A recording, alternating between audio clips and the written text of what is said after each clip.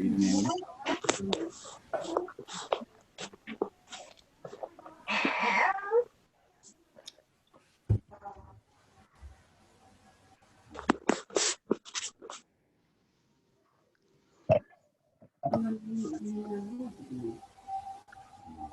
Bapak, Ibu sekalian, rekan-rekan Academic Librarian seluruh Indonesia yang hadir. Izin saya mulai ya.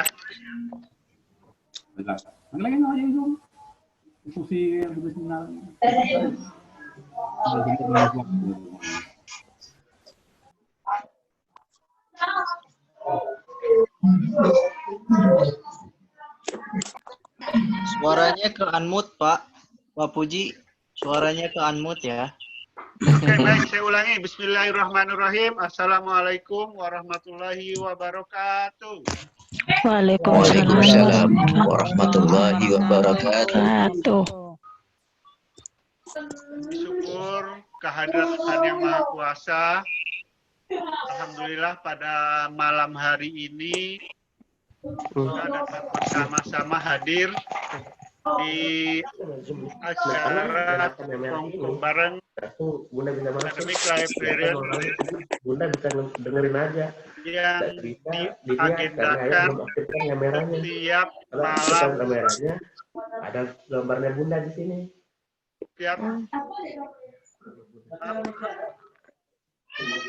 ini hidupkan soundnya aja, udah dengerin aja. Itu caranya bisa pagi. Milin di anak kemana? Ini namanya. saya mohon maaf ya, saya mute semuanya ya.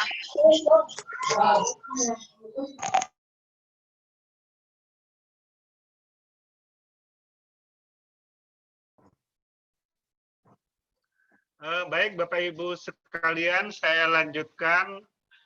Ini mohon maaf, saya mute dulu sebentar. Pertama, kita mengucapkan syukur alhamdulillah bahwa malam hari ini kegiatan kongko bareng Academic Librarian dapat gagasannya Mas Faiz di grup Academic Librarian. Rekan-rekan semua yang tidak dapat saya sebutkan satu persatu, ini semuanya para pelaku, para aktivis, para pustakawan Academic Librarian yang pasti kita semua saling kenal. Justru mungkin saya yang nggak dikenal oleh Bapak Ibu sekalian. Saya ini baru, makhluk baru yang baru turun dari planet lain gitu. Yang sebenarnya saya dari dulu tetap konsen di sini. Saya memperkenalkan diri, saya Puji Raharjo. Saya ini temannya Pak Miswan. Dulu kuliah S1 bareng Pak Miswan. Kemudian kuliah S2-nya bareng Mas Mami, Mas Ulung, Bu Nelis, dan banyak yang lainnya. Tapi selama ini saya tersesat di dunia yang lain. Dan baru 1 tahun terakhir ini, saya mencoba kembali ke dunia saya yang sebenarnya. Tetapi ini barusan sedang mencoba-coba. Oleh karena itu, ketika Mas Faiz beberapa minggu yang lalu melontarkan perlunya kita kongko bareng segala macam, ini kita laksanakan. Nah, agenda ini Bapak Ibu sekalian, insya Allah kita selenggarakan secara rutin setiap malam Senin, bukan Ahad malam sebenarnya ini Mas Faiz atau Mas Iswar. Ini malam Senin. Kalau Ahad malam itu nggak ada istilahnya. Ini malam Senin, kalau bahasanya santri. Ini malam Senin, bukan Ahad malam. Tapi oke lah, kita sebut sebagai kongko bareng Ahad malam. Mudah-mudahan kegiatan ini dapat terus berlanjut. Intinya, kegiatan kita yang kita selenggarakan secara santai, rileks setiap Ahad malam ini, bagaimana kita bisa berbagi, sharing pengalaman,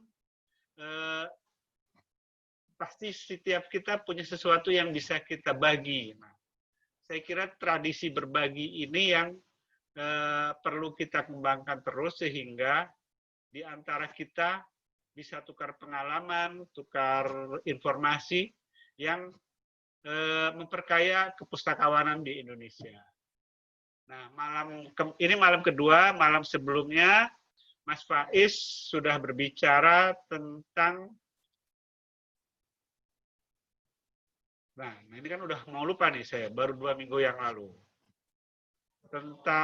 Baru seminggu yang lalu ya, Mas Faiz ya, saya udah lupa berbicara tentang apa?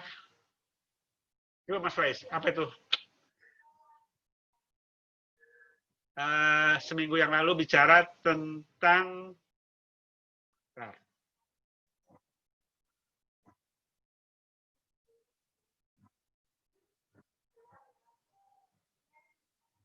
seminggu yang lalu kita berbicara tentang bagaimana kita menggrab informasi terkait dalam bidang-bidang tertentu, maksudnya RRS Fit ya maksudnya ya, RRS Fit. Minggu yang lalu saya baru ingat nih Mas Faiz, pas melihat muka Mas Faiz baru ingat. RSS Fit minggu yang lalu berbicara tentang bagaimana kita melanggar informasi tentang artikel-artikel ilmiah di berbagai jurnal atau di berbagai sumber. Itu bukan barang baru, tetapi ya kita mungkin tidak melakukannya gitu. Bahkan sebenarnya itu sangat bermanfaat. Nah, malam hari ini narasumber kita adalah Mas Miswan, pustakawan senior di UIN Wali Songo Semarang.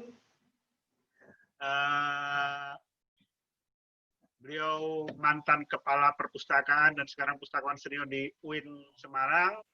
Sohib saya dari S1, kemudian S2-nya beliau duluan, dan tesisnya terkait dengan bibliometrik. Oleh karena itu, malam hari ini kita minta Mas Miswan untuk sharing pengalaman. Mudah-mudahan acara malam hari ini kita bisa selenggarakan secara santai, dialogis. Oleh karena itu mungkin kita setelah ini boleh mikrofonnya diaktifkan, bisa saling berisik, bisa saling menginterupsi gitu ya. Ya suasananya tidak seperti webinar gitu, tetapi suasana memang benar-benar kobat. Nah, itu mungkin pengantar dari saya. Mas Miswan, monggo, waktu seluas-luasnya kita serahkan. Waktunya nanti kita akhiri jam 9 malam ya, Bapak Ibu sekalian. Kita sepakati aja berakhir 9 malam supaya kita tidak bosan setiap pekan ketemu seperti ini. Kalau kita waktunya berlarut-larut sampai jam 10 malam, jam 11 malam, nanti minggu depannya lagi kita sudah, menghabiskan waktu saya itu. Karena itu mungkin kongkol 1 sampai 1,5 jam dari jam 7.30 sampai jam 9 malam ini bisa kita tradisikan, bisa kita teruskan sampai waktu yang tidak terbatas, dan mohon disimpan link dan password ini tetap berlaku untuk setiap minggu, jadi tidak berubah-ubah. Mungkin itu pengantar dari saya. Selanjutnya saya minta Mas Miswan untuk berbagi pengalaman dan memanfaatkan waktu ini. Saya kira kita nggak formal-formal, nanti kita bisa saling interupsi. Silakan Mas Miswan. Bismillahirrahmanirrahim. Terima kasih Mas Uci. Assalamualaikum warahmatullahi wabarakatuh. Waalaikumsalam warahmatullahi wabarakatuh. Suara saya bisa didengar dengan baik, jelas? Sudah jelas Pak Miswan. Terima kasih Mas Uci. Bapak Ibu semuanya yang saya hormati, terus terang saya agak grogi ini. Begitu ditodong. Ya, groginya karena ternyata peminatnya banyak banget ya? Ya, ternyata banyak-banyak senior di situ. Ada Bu Maryam, ada Pak Purwoko, ada Mas Hendro, ada Mas Arif Surahman. Waduh, saya jadi... Waduh. Ada penggawa pustakawan Indonesia ini Mas Faiz nih. Luar biasa. Ya, tapi ya sebagai komitmen kita untuk ngobrol yang bermanfaat gitu, karena acaranya santai, makanya saya memberanikan diri. Dan saya tegaskan lagi, saya bukan narasumber, jadi kita diskusi bersama, dan saya juga mau belajar sebenarnya tentang hal ini juga. Saya ingat awalnya beberapa bulan yang lalu, mungkin sekitar bulan Februari, saya ketemu ini, bibliometrik ini. Kemudian saya posting di kawan-kawan, saya tanya sebenarnya kawan-kawan di grup, apakah sudah ada yang pernah mencoba atau ya mengotak-atik, mengoprek bibliometrik ini? Ternyata kawan-kawan juga belum. Kemudian saya memberikan diri coba sendiri, tanya-tanya Mas Faiz, tanya Mas Udin yang ada di Australia, begitu. Kemudian karena beberapa kesibukan lain, ada pandemi dan sebagainya, saya tidak sempat lagi untuk ngoprek-ngoprek. Nah, tiba-tiba 2 minggu yang lalu saya ada Mas Faiz. Ayo Mas Fian, hasilnya belajar di sharing. Nah, waduh, apa ya yang saya sharing ini? Nah, kemudian ya udahlah, karena ini kita belajar bersama, nah mungkin nanti ada teman-teman yang lebih tahu banyak tentang topik yang kita diskusikan ini, nah nanti mohon sharingnya, dan kita akan belajar bersama. Ya, mohon izin, saya mungkin sharing sedikit tentang screen saya, ya nanti sharing presentasi sedikit terkait dengan ini. Mohon maaf, saya tidak biasa pakai Zoom ini. Cari filenya dulu. Langsung bisa Mas Yuswan share screen? Bisa, sudah bisa. Udah bisa. Oke, sedikit saja pengantar. Mungkin kawan-kawan juga sudah banyak yang memahami tentang ini, bibliometrik ini. Coba belum nongol nih screen-nya. Belum. Udah belum? Belum. Diklik di share screen-nya dulu. Ya, tadi sudah coba klik.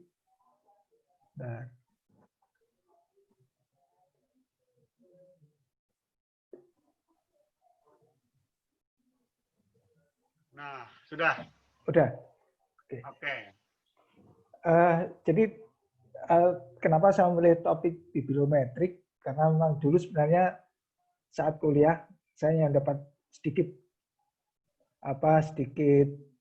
mata kuliah tentang ini oleh Profesor Sulis, kemudian oleh Bu Mustangimah, Pak Igif, dan Bu Hartina. Tapi karena waktu itu tool-toolnya sangat terbatas dan referensi juga sangat terbatas, akhirnya pemahaman saya mungkin juga sangat terbatas sekali. Meskipun pada tesis saya juga mencoba untuk membahas mengenai bibliometrik secara sangat terbatas juga, tentang untuk mengetahui sebenarnya pemikir siapa sih yang paling berpengaruh di kampus kami gitu, oleh penelitian dosen melalui situasi analisis, dan juga penggunaan kitab-kitab klasik di tempat kami melalui bibliometrik ini, kajian bibliometrik. Saat ini sudah banyak tool-tool untuk mempermudah kita memahami dan belajar bibliometrik. Nah, tidak ada salahnya kita pelajari bersama. Nah, untuk sekedar mengingatkan saja, kenapa sih bibliometrik gitu tadi. Nah, saat ini di negara kita itu sedang gencar-gencarnya dipacu untuk menghasilkan karya. Dari level mahasiswa sampai level profesor, begitu dituntut untuk banyak berkarya. Bahkan dituntut untuk dimuat di berbagai jurnal dan diindeks di berbagai indeks ternama lah, begitu, Scopus, Web of Science, dan sebagainya. Pertanyaan adalah kemudian what next? Bagaimana selanjutnya untuk mengkaji penerbitan itu, gitu, karya-karya itu. Jadi di sini menurut saya kita pustakawan terutama perlu menggali kembali bibliometrik ini, karena tidak cukup kemudian para profesor, mahasiswa, dan sebagainya menghasilkan karya dan diterbitkan saja. Selanjutnya bagaimana? Nah, inilah peran bibliometrik untuk mengkaji, untuk mengetahui nanti siapa sih pengarang yang paling produktif di bidang tertentu, siapa yang paling berpengaruh. Nah, kemudian kalau di kajian Islam, keislaman, dan kajian hadis ada sanadnya. Nah, sanadnya bagaimana, siapa mengutip siapa, dikutip siapa, dan sebagainya. Nah, itulah nanti bibliometrik akan berperan di situ. Kemudian tren kajiannya seperti apa, impact faktornya bagaimana. Nah, itu yang kita kaji. Nah, saya kira itu secara umum. Kemudian bibliometriksnya yang pakai X ini apa? Nah, ini yang baru saya temukan beberapa bulan yang lalu. Mungkin Mas Purwoko ini sudah lebih dahulu saya lihat saya telusur Mas Poroko sudah membuat semacam pathfinder begitu, topik-topik link-link yang membahas tentang bibliometrik ini. Nah, ini ada sebuah tool atau paket program dalam R. Nah, R ini ada programming language atau juga aplikasi statistik ya seperti SPSS begitu, tapi yang bersifat open source. Nah, mohon maaf saya juga tidak terlalu menguasai R. Saya juga belum belajar secara detail, belum belajar secara mendalam, baru mengenal sekilas saja mengenai R ini. Nah, tapi intinya bibliometrik adalah program yang nanti akan diinstal di dalam R yang digunakan untuk mempelajari bibliometrik, untuk menganalisis bibliometrik itu. Itu. R Mohon nanti kalau inisial ya? bagaimana Mas Uji? Bukan inisial R itu. R bukan. R itu nama program. Ya kalau program statistik ya, kalau ada SPSS dan ini R namanya. Tapi R juga programming language, juga bahasa pemrograman.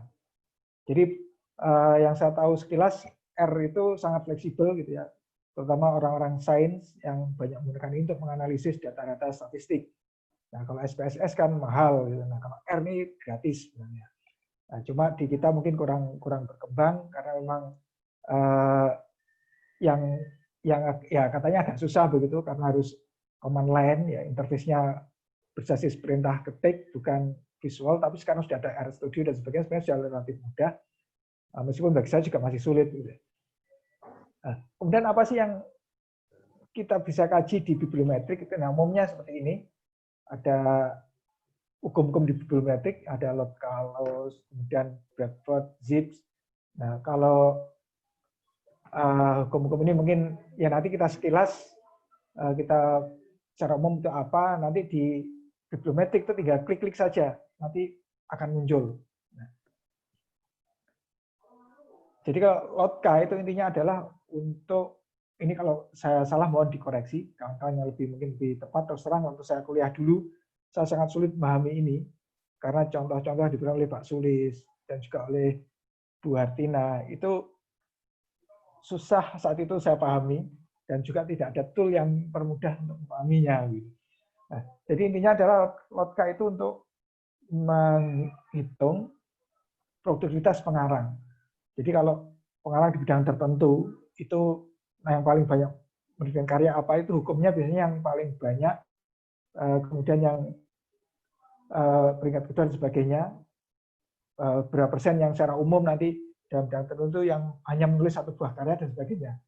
Jadi intinya untuk mengukur produktivitas pengarang di bidang tertentu. Gitu. Kemudian Bradford, ini intinya adalah untuk mengetahui dari kajian bibliometrik itu, kita akan bisa tahu, oh jurnal inti di bidang ini adalah jurnal A misalnya.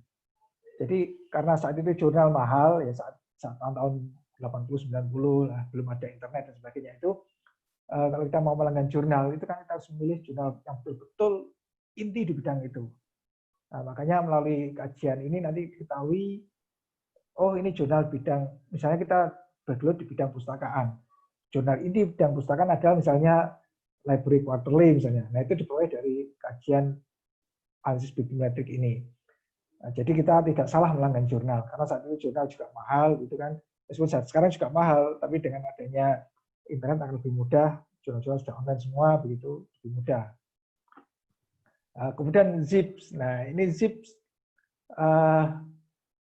dulu pada saat kuliah saya sempat mendapatkan tugas dari Pak Sulis untuk membuat indexing otomatis sebenarnya, tapi karena toolnya tidak ada, maka meskipun otomatis dilakukan secara manual. Ini aneh ya. Jadi saat itu sebagai kolega saya yang membantu saya itu Mas Faiz. Pada saat saya kuliah S2, Mas Faiz kuliah S1, saya minta Mas Faiz untuk membaca, kalau salah saya ingat dua artikel, itu artikel jurnal, dan Mas Faiz saya minta untuk membuat kata kuncinya apa. Nah, itu katakanlah pustakawan membuat kata kunci.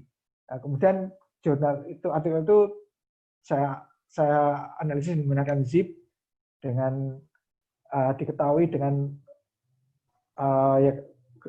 cara tertentu. Akhirnya secara otomatis, oh ini kalau secara otomatis kata kuncinya adalah ini. Berdasarkan peringkat kata dan sebagainya. Nah, ternyata dari perbandingan kata kunci yang diberikan Mas Faiz dan kata kunci yang secara otomatis melalui rumus-rumus zip ini 80% match. Jadi kemiripannya 80%. Nah, sekarang ini dengan mudah saya lihat di Web of Science sudah sana ada selain kata kunci yang diberikan oleh pengarang, sana juga ada kata kunci yang diberikan oleh sistem. Nah, mungkin yang saya pahami sistem memberikan kata kunci berdasarkan seperti ini.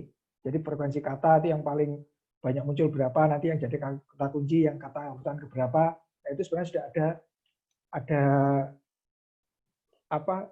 aplikasinya mungkin gitu. Jadi kalau sekarang misalnya pustakaan mau mencari, oh ini kata kuncinya apa, kemudian notasinya berapa di edisinya misalnya. Nah ini sebenarnya kalau menggunakan hukum zip ini bisa diketahui. Jadi artikel di-scan nanti akan muncul, oh ini kata kuncinya ini.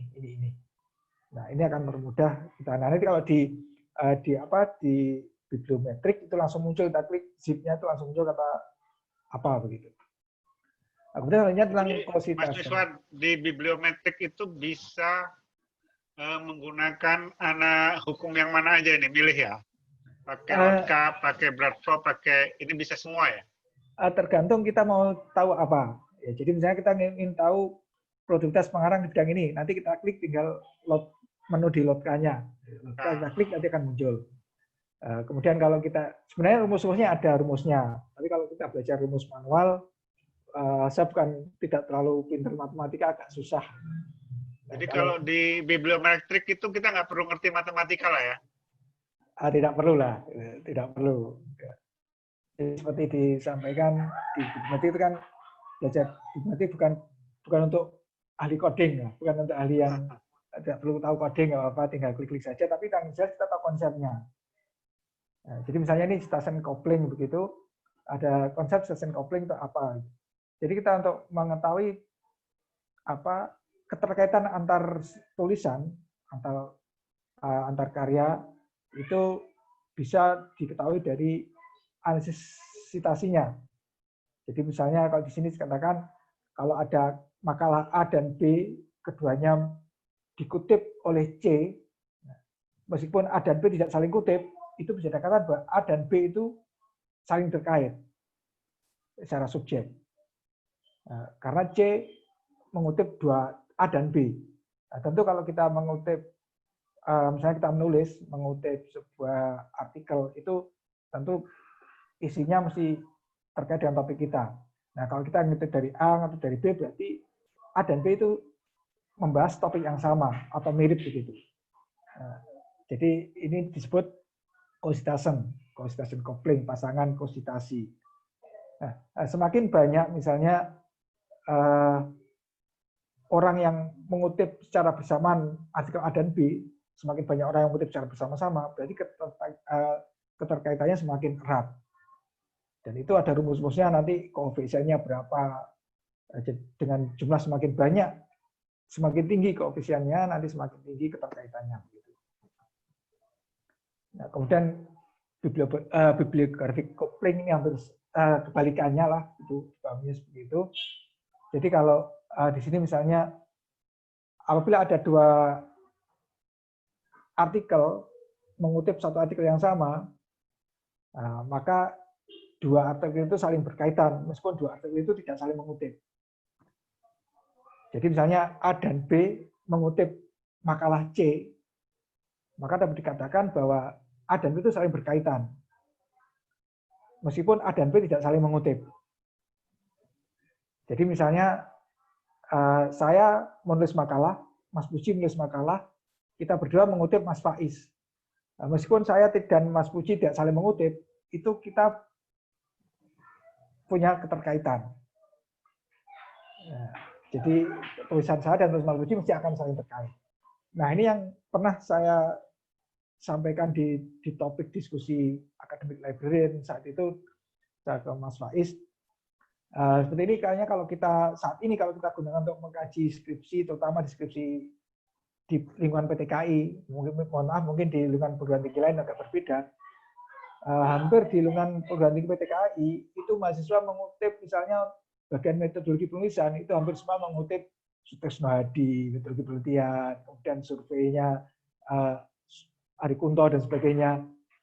Itu kalau itu kita jadikan acuan, maka hampir semua skripsi saling terkait. Padahal subjeknya bisa jadi jauh. Ada subjek kimia, mungkin di sini ada subjek tasawuf, karena sama-sama mengutip Sutra Sunadi dalam metodologinya. Nah, itu akhirnya bisa dikatakan saling terkait. Nah, itu yang makanya saya pertanyakan di grup saat itu, kapan kita harus mengutip? Misalnya, apakah selalu skripsi harus mengutip metode penelitian Sutra Sunadi misalnya? Nah, ini yang jadi bahan diskusi yang saat itu belum menurut saya belum kelar. Nah, tapi intinya di situ. Jadi kalau kita punya tulisan, orang si A dan B punya tulisan mengutip satu tulisan, maka A dan B itu terkait. Nah, kalau ada gambar yang lebih jelas mungkin seperti ini, untuk lebih memperjelas sedikit saja. Jadi di sini ada paper I dan J. Ini citing paper atau makalah. Dia mengutip ABC GEMN. Nah, ini paper yang dikutip. Nah, maka bisa dikatakan ini I dan J ini secara bibliografis itu berpasangan karena mereka mengutip paper C dan G. Jadi J dan I ini mengutip C dan G sama-sama dikutip oleh dua ini. Maka ini dikatakan berpasangan. Ya, secara bibliografis berpasangan. Oke. Nah, atau misalnya begini, bibliographic coupling. Jadi ada tulisan A dan B, kemudian mengutip C, maka dikatakan paper A dan B ini adalah secara bibliografis berpasangan. Meskipun dua-duanya tidak saling mengutip, karena mengutip yang sama, ini bisa dikatakan, oh topiknya mungkin terkait lah begitu. Nah, konsistensi juga sebaliknya, kalau ada dua makalah A dan B dikutip oleh C, maka dikatakan bahwa A dan B ini adalah constitution. Meskipun A dan B mungkin tidak saling mengutip, tapi ini karena dikutip oleh C, maka ini bisa dikatakan sangat mungkin ini saling terkait secara isi atau apa. Nah, itu kira-kira intinya poin-poin dari bibliometrik. Nah, bagaimana kalau kita menggunakan aplikasi bibliometrics untuk mengkaji bibliometrics? Nah, tentu kita harus pertama menginstal R dulu. Nah, kalau saya demikian installnya mungkin nanti terlalu lama. Jadi nanti mungkin hari ini kalau kita diskusi ngobrol-ngobrol, kemudian mungkin kapan waktu kalau memang masih diperlukan lagi, perlu dalam, nah kita bisa coba kawan-kawan coba install, kalau ada yang kita diskusikan, kemudian kita demokan gitu ya. Jadi bisa di-download dari sini, R project, ya kita download, kemudian nanti diinstal gitu. Biasa installannya tinggal next saja. Tapi bagi kawan-kawan yang mungkin menggunakan komputer yang agak lama, seperti saya di komputer menggunakan masih belum 64 bit, masih 32, itu nanti untuk RStudio harus cari di tempat lain. Karena di RStudio yang terbaru sudah tidak mengeluarkan yang versi 32 bit. Jadi semuanya 64. Nah, ini yang untuk RStudio. Jadi kita install dulu R, kemudian kita install RStudio. Selanjutnya diinstal Biometrics-nya. Nah, saya akan coba bagikan screen R-nya. Jadi RStudio kalau dipanggil kira seperti ini.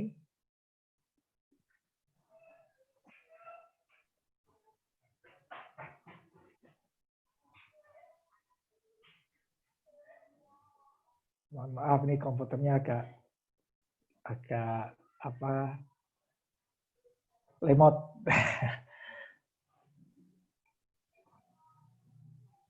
Mungkin kawan-kawan kalau ada yang ditambahkan, mungkin atau penjelasan ada yang kurang tepat, mungkin bisa dibetulkan, diluruskan. Mas Arief, Mas Pur, atau Mas Indro ini.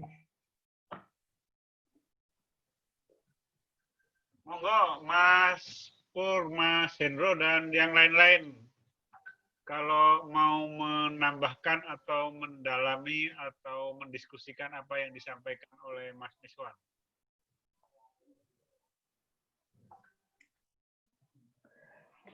Ya, oke, saya lanjutkan ya. Nah, ini bisa ditampil di situ, Mas Puji. Ya, masih. Screen RR ya. Ya. Jendela R ya. Jadi bagi sebagian banyak orang, saya juga itu agak susah memahami R yang murni konsol, atau sebenarnya bukan tidak murni konsol juga, tapi kan lebih mudah kalau pakai RStudio, meskipun juga tidak mudah-mudah amat. Ya, saya juga tidak banyak berinteraksi dengan aplikasi ini.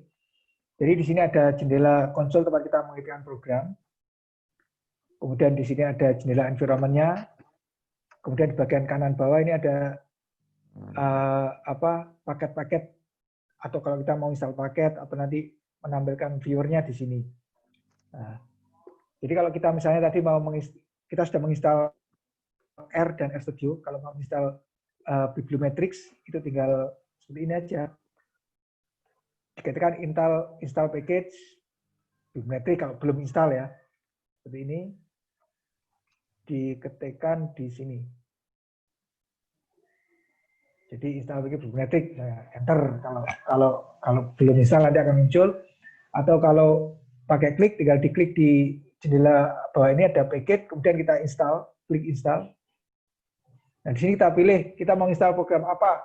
Nah, Bibliometrics, tinggal cari Bibliometrics. Nah, akan muncul seperti ini. Nanti klik install aja. Nah, kalau yang belum install, nanti akan proses instalasi. Nah, instalasinya ternyata lumayan agak lama, karena ternyata banyak sekali paket program yang diinstal di situ. Setelah selesai, kemudian ternyata Bibliometrics ini masih, kalau kita jalankan di terminal juga masih semi konsol begitu ya, text based gitu ya. Nah, tapi ternyata Bibliometrics ini dibarengi oleh BiblioShiny. Nah, jadi itulah mudahnya, sangat menarik menurut saya. Jadi untuk menjalankan BiblioShiny, karena saya sudah menginstal di sini, saya sudah menginstal Bibliometrics, tinggal kita load saja dulu. Jadi kita load library di sini, library Bibliometrics. Ini untuk menjalankan Bibliometrics. Tekan enter. Oh, maaf salah ketik. Library.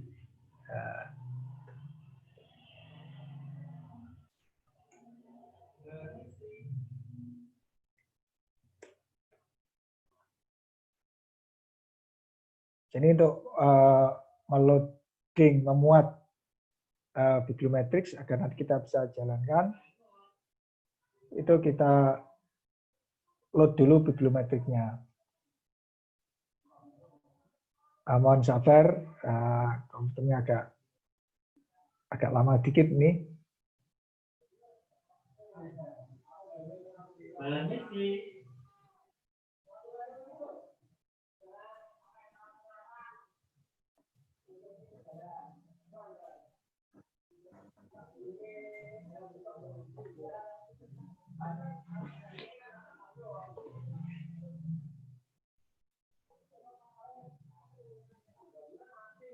Nah, sudah selesai. Jadi begitu load, sini ada penunjuk to start with the Shiny web interface, please digit atau ketikkan BiblioShiny. Nah, ini kita ketikkan di sini aja BiblioShiny.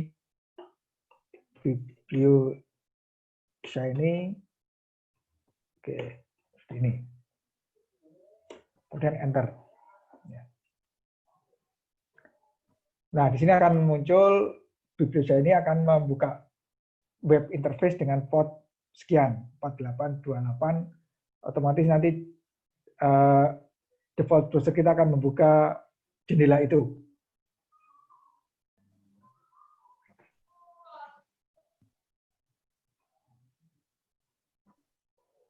Nah, jendelanya ini.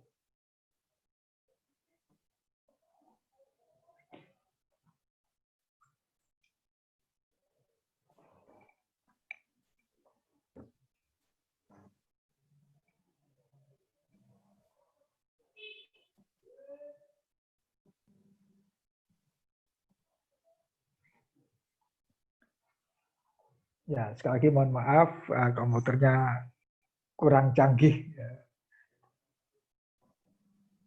Mohon sabar.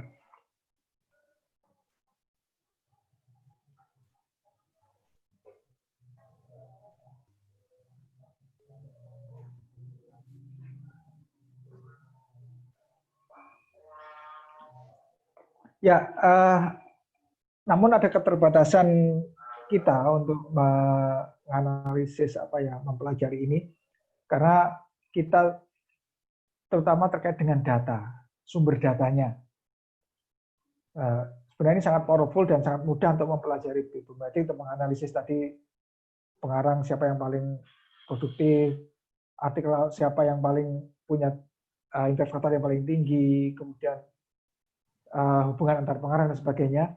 Tapi data yang memungkinkan untuk dianalisis di sini adalah terutama dari indeksnya Scopus atau Web of Science. Kemudian untuk versi terbaru ini ternyata untuk versi 3 nih yang baru install tadi siang itu bisa untuk ya Cochrane, kemudian juga dari PubMed itu bisa. Nah, tapi saya mencoba untuk mengambil data dari sebuah jurnal, misalnya saya ingin menganalisis sebuah jurnal, kemudian data saya format sesuai dengan format indeksnya atau format metadatanya Web of Science, ternyata juga bisa. Dan ini saya kira menarik, nanti misalnya kita ingin menganalisis, maaf, misalnya jurnal, katakanlah jurnal di bidang kajian Islam yang terkenal, misalnya Studia Islamika. Misalnya Studia Islamika dari awal sampai akhir, mungkin ada edisi pertama, edisi terakhir, nanti kita bisa ambil metadatanya, kita format sesuai dengan formatnya Web of Science, nah kemudian kita analisis di sini, itu bisa. Tapi akan lebih mudah kalau kita mengambil data langsung misalnya dari Web of Science atau dari Scopus. Beberapa waktu lalu saya mencoba menghubungi Mas Udin yang punya akses Scopus atau Web of Science, saya minta didownloadkan data bidang tertentu, tapi saat ini sampai sekarang belum dikirim. Makanya ini saya untuk Kongko ini, untuk diskusi ini, saya hanya mengambil data, sampel data yang diberikan oleh Bibliosa ini. Jadi untuk kita belajar, karena saya mohon maaf saya tidak punya akses Web Science, saya juga tidak punya akses pada Scopus, jadi saya nggak bisa mengambil data yang lain selain yang untuk latihan di Bibliosa ini. Jadi di screen awal atau layar awal Bibliosa ini, bibliometrik ini, kita bisa membaca ini bla bla bla. Kemudian di sini ada beberapa menu. Nah ini nanti kita gunakan untuk menganalisis data kita untuk belajar bibliometri. Oke, yang pertama kita data. Di sini ada data. Kelihatan ya, Bapak Ibu, Mas Wiji, Mas Faiz? Kelihatan. Oke, jadi data. Ini data pertama kita load atau kita import dulu datanya. Kita pilih datanya formatnya apa. Ya kita import raw file. Kemudian dari database apa. Nah kebetulan contoh yang data yang saya ambil itu data dari Web of Science. Ya, ini ada Scopus, Dimension, PubMed, dan Cochrane. Nah ini yang Web of Science. Kemudian formatnya apa? Plain text. Nah, data di mana saya browse.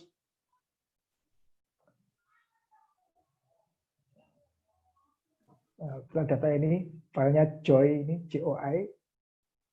Oke, load.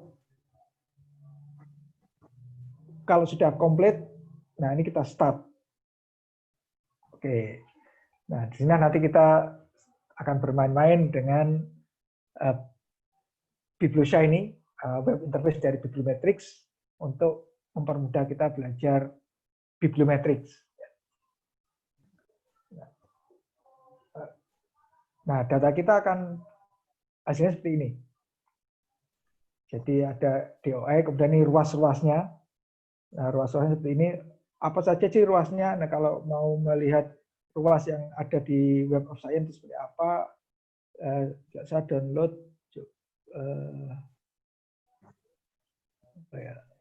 Nah, Filtag Bibliometrics. Nah, ini ada file PDF, keterangannya seperti ini.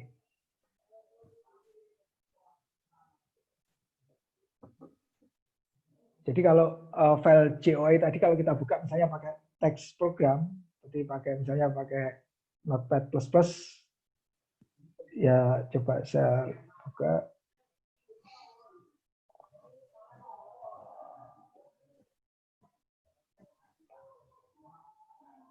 Jadi seperti ini. Jadi ada kode-kode ruas, tag, ya, taggingnya, misalnya FN, itu apa, FR, ini isinya seperti ini. Nah, kalau detail ruasnya kira seperti ini. Maksud saya kan detail. Jadi FN, file name, kemudian VR, version number, PT-nya publication type, apakah itu jurnal, kalau J jurnal, B book, dan seterusnya, AU, author, dan sebagainya. Terus ternyata banyak sekali. Ya. Ini ruas-ruasnya yang diambil dari Web of Science. Nah, kalau sudah di sini, di tagging seperti ini, dalam bentuk tabel seperti ini. Nah, oke, kita mulai untuk menganalisis sekarang.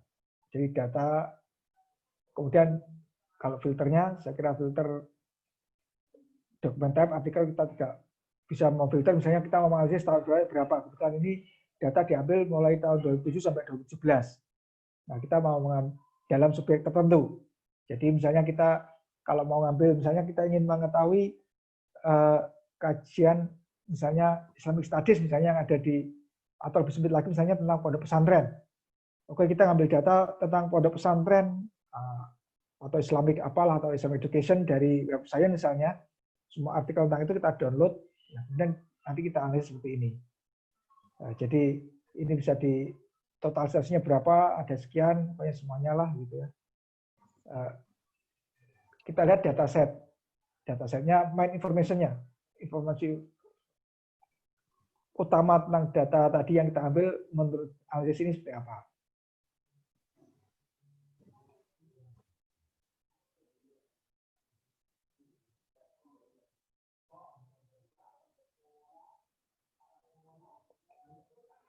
Jadi kalau saya dulu waktu belajar bibliometrik, itu kita harus misalnya mau menganalisis citasi, ya kita menghitung secara manual. Misalnya artikel dari sebuah jurnal, ini mengutip apa saja, nah kita olah data di Excel, jumlah artikelnya tipe apa, kemudian tahun berapa, dan sebagainya secara manual sekali. Nah, sekarang sudah tidak lagi. Jadi kalau dengan data dari Web of Science, akan muncul seperti ini. Jadi source-nya, jurnal, book, dan sebagainya, ada dokumennya ada 770 artikel, average years publication, setiap tahunnya kira-kira seperti ini. Dokumentarnya artikel sekian, jurnal positif sekian, artikel maksudnya artikel positif sekian, banyak artikel jurnal. Kemudian letter ya biasanya di jurnal kan ada surat komunikasi atau apa, kemudian review, dan seterusnya. Nah, ini kita bisa ekspor dalam bentuk CSV, PDF, dan sebagainya. Kemudian annual scientific production-nya.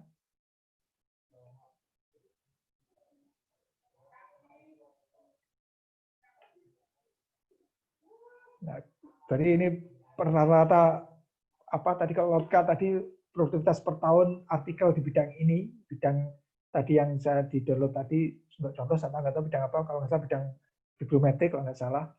Nah ini misalnya di sini tahun 2007 sekian, 2009 sekian. Nah ini bisa dilihat produktivitas bidang itu. Kalau dibuat tabel, di tabelnya akan kelihatan tahun 2007 ada sekian artikel, paling banyak tahun 2013 misalnya ada sekian artikel,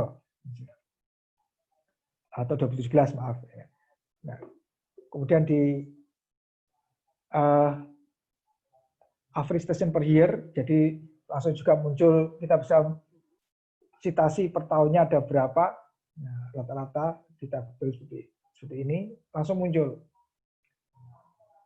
Jadi number citasinya sekian, kemudian muncul data-data seperti ini. Saya juga kurang paham. Ini ada rumusnya memang, tapi untuk menjelaskan terus terang mohon maaf saya tidak terlalu bisa menjelaskan. Ya.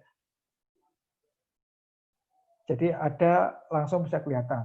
Nah, tentang tree field spot, nah ini sebenarnya ada untuk belajar bibliometrics, khususnya ada saya ini. Ini ada sebuah lembaga riset Hub ARG, itu sudah banyak mengupload video di YouTube. Kita bisa belajar mulai dari instalasi dan sebagainya.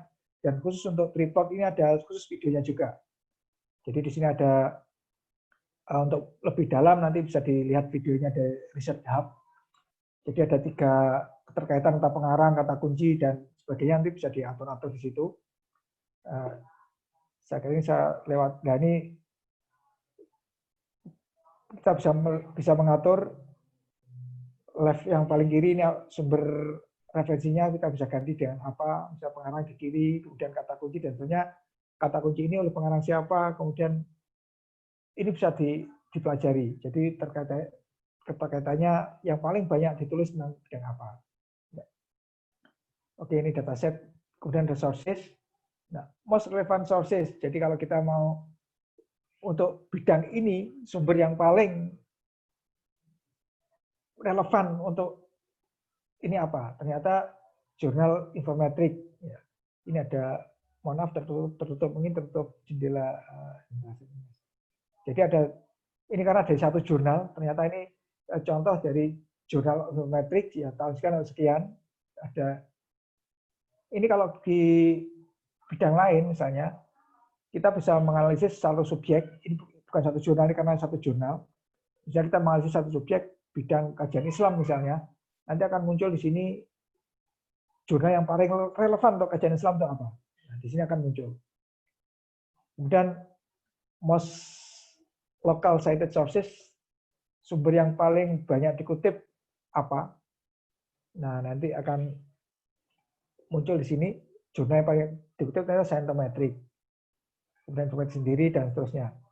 Nah, untuk lebih memahami ini, Bapak Ibu bisa membaca ini paper yang ditulis oleh pembuatnya ini langsung, oleh pembuat program bibliometrik ini, yaitu Introduction to Bibliometrics, A Brief Introduction to Bibliometrics. Nah, ini ditulis oleh Massimo Arya dan Corrado Cucurulo.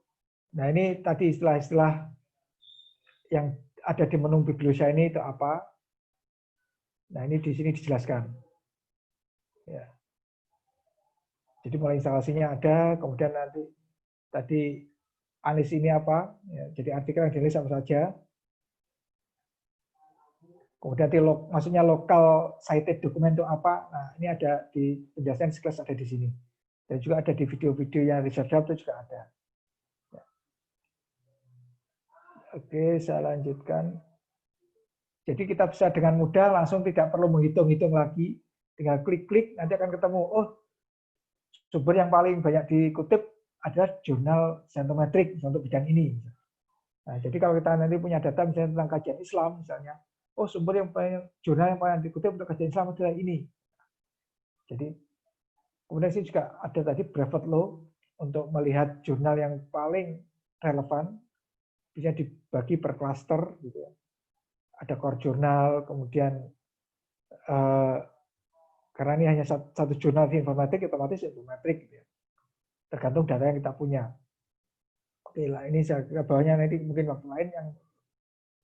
Nah, kemudian outdoor, siapa sih pengarang yang paling relevan untuk topik ini misalnya? Nanti akan muncul apply. Oh, maaf ini ada. Oh ya, ada mungkin datanya tidak relevan untuk membuat ini. Mohon maaf, mungkin saya perlu cek lagi nanti. Most local cited authors. Coba.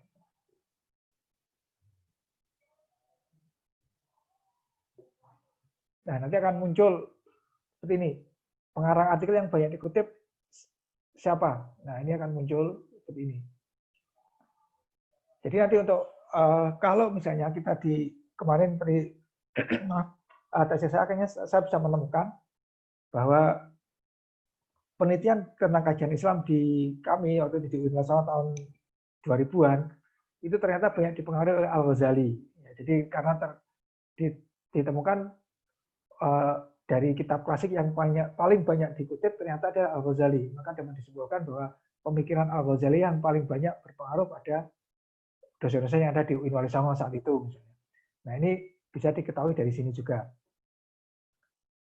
Jadi kalau di tabelnya nanti akan muncul si Bornman ini stasinya berapa stasi dan seterusnya.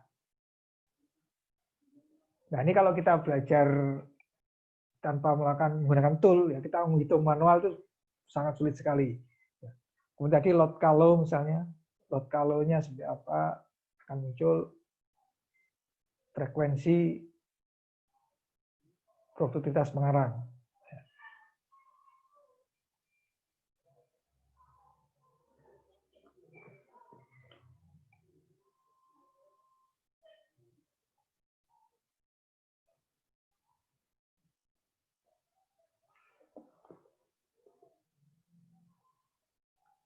Ya, untuk menggambar plotnya agak lama. Nah, seperti ini. Jadi misalnya pengarang yang mengarang semakin mudahnya begini. Jadi ada pengarang yang mengarang banyak, tulisan itu sangat sedikit. Jadi kalau kesimpulan secara umum itu dalam satu bidang itu pengarang yang menulis satu karya itu sekitar 60%. Jadi mungkin ada hanya 2 orang yang menulis karya sampai sekian karya. Ya. Ini logika itu di situ. Jadi untuk mengukur produktivitas pengarang. Kemudian ini saya kira kita lewati. Jadi kalau datanya dari Scopus atau dari Web of Science nanti akan diidentifikasi dari negara mana nanti di Stokes-Stokes akan kita lihat. Kemudian untuk dokumen, nah jadi ini global cited dokumen, saya juga belum memahami betul apa yang dimaksud dengan global dan local cited dan global cited. Coba nanti saya akan baca ulang lagi artikel yang dari penulis pembuat software ini. Kalau kita klik global cited article, coba nanti apa. Nah ini, jadi misalnya artikel yang paling banyak dikutip dari jurnal Informatik ini. Misalnya.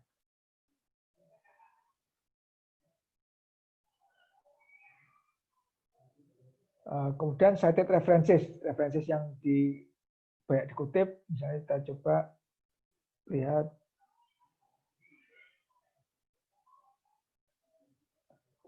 Nah, ternyata paling banyak dikutip di jurnal Informatik adalah tulisannya George Hirsch yang tentang H-index itu.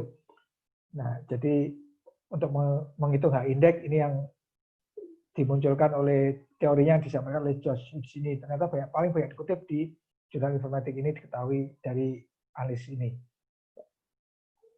Kemudian most frequent word, jadi kata yang paling banyak muncul apa? Nah, ini dari kata kunci yang diberikan oleh Keyword Plus. Jadi kata kuncinya ternyata paling banyak science. Ini kita bisa pilih kata kunci yang dari mana, misalnya dari Keyword Plus atau dari pengarang atau dari kata yang muncul di judul atau di abstrak. Nah, kalau misalnya kata yang ada di judul, kita coba apply. Nah, di judul artikel katanya ternyata yang paling banyak muncul adalah kata citation. Ya. Kalau di abstrak kita lihat coba misalnya di abstrak.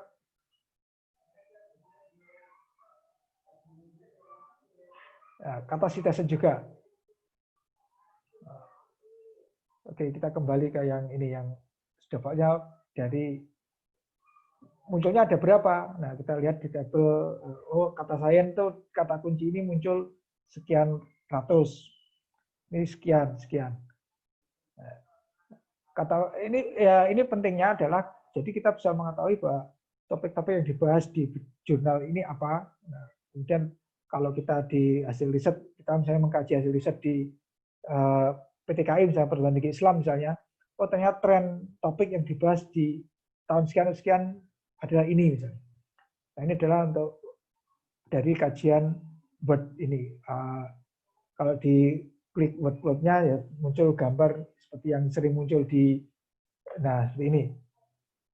Ternyata saya dulu tidak tahu, biasanya dari apa, dulu kalau di waktu saya masih awal belajar, dulu ada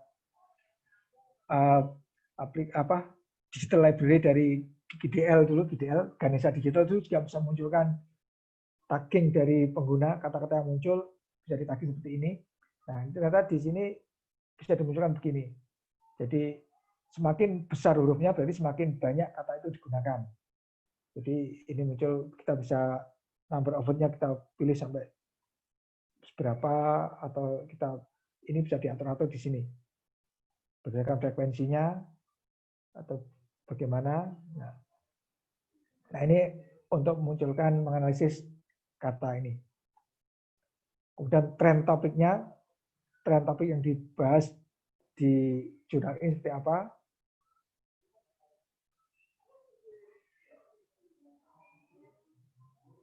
Nah, akhirnya muncul tren-tren topik yang dibahas di jurnal ini. Nah, di tahun 2008 ini trennya seperti ini, dan 2012 dan seterusnya. Semakin tinggi berarti saat itu banyak, di tahun itu banyak membahas topik tentang ini misalnya. Ya. Oke, kita lanjutkan di conceptual structure. Mohon maaf kalau terlalu lama saya bisa dipotong ya, Mas Uji. Jadi untuk konseptual ini untuk menganalisis keterkaitan antar tema yang dibahas. Jadi kalau kita klik secara konsep, misalnya ini terkait dengan apa, tema ini terkait dengan, maksudnya artikel ini terkait dengan apa tadi dari hasil sitas analisis, kemudian di bibliosa ini tinggal klik-klik saja. Jadi sains nanti terkait dengan apa, ada beberapa klaster misalnya, klaster yang merah ini saling terkait, kemudian impact yang biru ini terkaitan kata kunci apa saja. Nah, semakin jauh ini juga berarti keterkaitannya semakin sedikit. Jadi tadi dari bibliografi misalnya banyak mengutip yang sama, otomatis nanti semakin dekat. Nah, kalau kata ini dengan agak jauh dengan ini berarti keterkaitannya agak jauh. Tadi dari prinsip apa, seberapa banyak orang yang sama-sama mengutip itu atau menggunakan kata kunci itu. Jadi seberapa banyak orang yang menggunakan kata kunci ini terkaitannya dengan yang lain digambarkan secara network seperti ini. Nah, ini bisa diatur-atur juga kira-kira mau berapa, apa, seperti apa yang dikehendaki. Ini clustering algoritmnya pakai apa? Ini dulu yang saya pelajari waktu kuliah hanya apa ya, Jakat koefisien atau apa, saya lupa. Jakat, koefisien Jakat. Nah, ini ada Gerard Salton yang mengunculkan teori clustering itu. Dan seterusnya. Jadi ini bisa disesuaikan dengan kebutuhan. Kemudian ini juga bisa diekspor ke aplikasi lain kalau mau menganalisis lebih kompleks lagi. Ini ada Payek, saya juga mau mencoba belajar Payek kok agak rumit. Mungkin kawan-kawan yang betul di bidang computing dan matematika, ini katanya software yang sangat powerful untuk menganalisis network apa yang sangat kompleks. Jadi antar subjek, antar orang dan sebagainya. Ini ada programnya Payek, juga program free, ada buku manualnya. Mungkin sudah ada yang kawan-kawan sudah yang pelajari, bisa di-share di sini juga. Kemudian thematic map dan seterusnya nanti bisa dicoba-coba lah gitu, akan muncul seperti apa. Ya.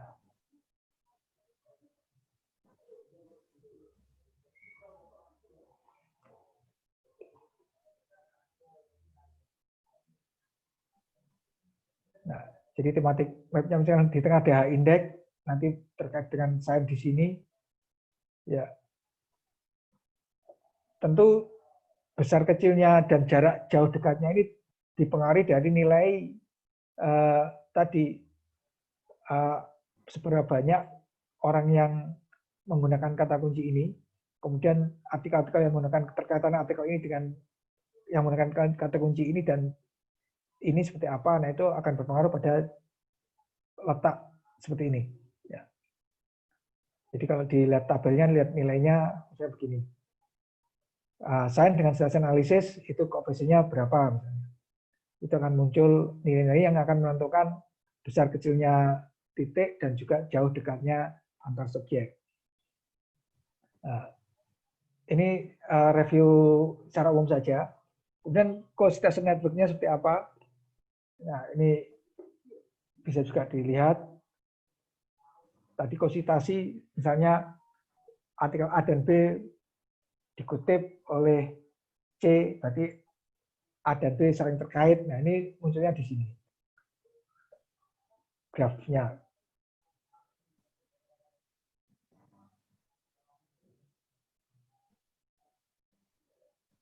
Nah, sambil menunggu ini, jadi kalau kita kesulitan kita kalau mengkaji data dari data bibliografik di negara kita, itu biasanya kesulitannya adalah ketidakkonsistenan dalam menuliskan bibliografi. Nah, ini jadi persoalan tersendiri. Jadi baik menulis nama orangnya, gaya selingkungnya, kemudian punktuasi dan sebagainya. Nah, itu sangat menyulitkan saat menganalisis citasi. Nah, akhirnya muncul seperti ini. Jadi tadi Hirsch ini tulisannya yang banyak dikutip, paling banyak dikutip. Kemudian dia terkait dengan siapa, di klaster yang apa, gitu ya. Jadi ini akan muncul seperti ini. Jadi keterkaitan antar referensi yang dikutip oleh jurnal tadi, petanya seperti ini.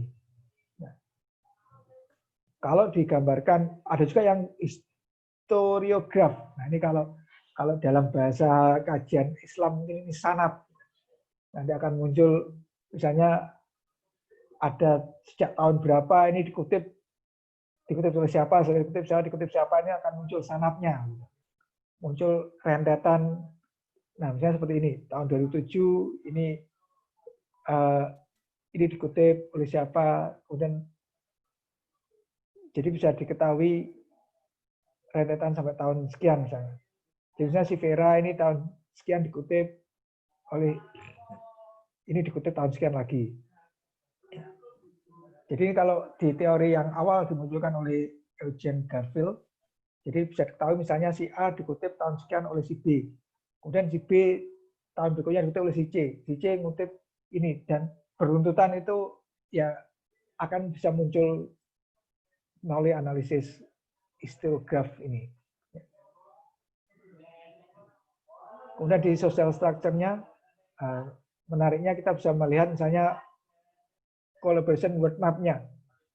Jadi kalau di bidang di jurnal jurnal informatik ini, negara mana saja yang paling banyak menulis, kemudian tingkat kolaborasinya seperti apa. Jadi misalnya bisa melihat seperti ini, ternyata yang paling banyak menulis dari Amerika, China, kemudian mereka bisa saling ada muncul kolaborasi antar negara, itu bisa dilihat ini. Dan tentu ini diketahui kalau tadi misalnya dari data yang diambil sumbernya, misalnya dari data identifikasi negara penulis, bisa dilihat kolaborasi antar penulis. Misalnya kalau Austria dengan Spanyol itu ada 3, Austria dengan Luxembourg ada 1, dan seterusnya.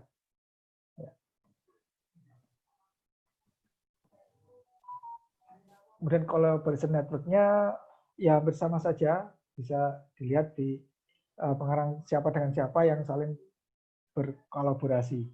Nah, ini semua ini adalah hasil dari visualisasi rumus-rumus bibliometrik tadi. Misalnya keterkaitan ini dengan ini dari citasinya adalah sekian nilainya, nanti divisualisasikan dalam bentuk seperti ini. Nah, seperti saya sampaikan di awal, ini menurut saya penting untuk menganalisis yang sekarang ini gencar-gencarnya negara kita memacu para ilmuwan untuk menulis. Nah, kemudian selanjutnya kita bisa menganalisis nanti ilmuwan siapa sih yang paling berpengaruh di bidang ini. Misalnya. Kemudian di salah satu, misalnya secara terbatas perguruan tinggi ini, pemikiran paling banyak di bidang ini itu dipengaruhi siapa. Nah, ini bibliometrik sebenarnya bisa menjawab itu. Nah, saya terlalu panjang ini ngobrolnya. Mohon maaf, mungkin untuk sementara ini seperti ini yang bisa saya sampaikan terkait dengan bibliometrik. mohon maaf kalau sangat terbatas karena keterbatasan pengetahuan saya. Mungkin kawan-kawan yang lain seperti Mas Arief, Mas Purwoko, Mas Indro, juga Bu Mariam atau yang lainnya bisa menambahkan terkait dengan bibliometrik ini. Itu Mas Faiz, Mas Puji yang bisa saya share sementara untuk ngobrol-ngobrol kali Terima ini. kasih Mas Miswan. Luar biasa sekali Mas Miswan. Screen share-nya ditutup dulu Mas Miswan. Oke, bentar.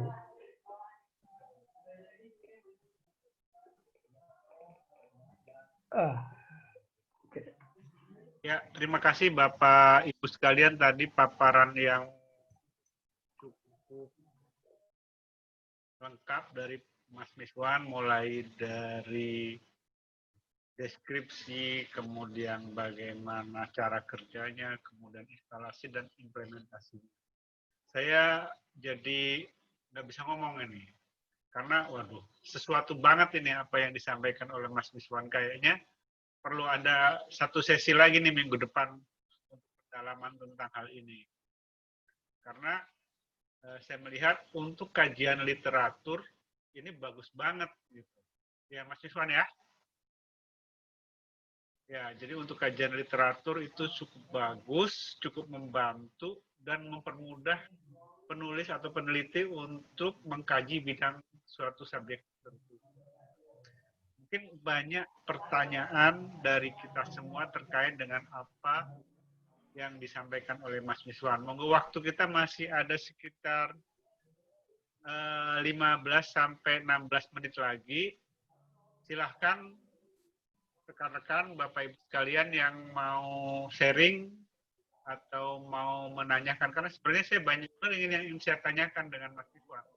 Tapi mungkin yang lain dulu lah, silahkan.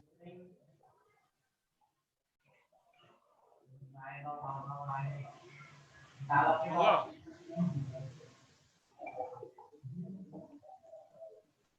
Raise hand lah kalau yang mau ini, yang mau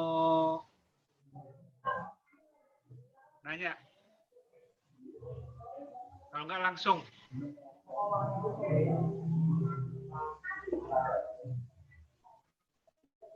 Bapak Ibu, monggo semuanya bisa, itu mikrofonnya sudah bisa di masing-masing.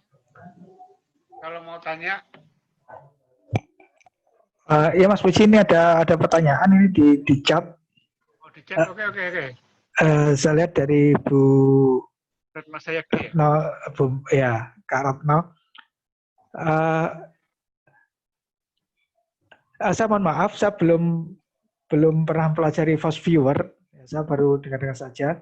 Memang sebenarnya ada banyak aplikasi saat ini untuk mempelajari bibliometrik ya. Tapi tergantung juga data yang kita pelajari, datanya dari apa. Misalnya kalau data dari Google Scholar itu yang ada aplikasi yang free yang publish or perish yang dibuat oleh Erzing, Anna Will Erzing, itu saya sempat sedikit mencoba-coba, tapi belum sempat concern betul. Itu memang sangat bagus untuk mempelajari untuk data yang dari Google Scholar. Nah, kemudian yang ada juga aplikasi yang BibExcel untuk bibliometrik ini, tapi cuma BibExcel yaitu memunculkan data dalam bentuk tabel Excel, tidak memunculkan dalam bentuk grafis seperti Biblioshiny tadi, misalnya untuk menggambarkan hubungan antar topik atau antar orang dan sebagainya. Tapi kalau mau menggambarkan itu, BibExcel memungkinkan untuk diekspor dalam bentuk file yang nanti bisa diolah oleh Bayek. Tapi saya belum mencoba. Saya mencoba-coba kok masih gagal terus. Jadi mohon maaf kalau untuk Fast Viewer saya belum pernah, Arno. Ya. Mungkin yang kawan-kawan yang lain yang sudah pernah mencoba bisa menjelaskan itu.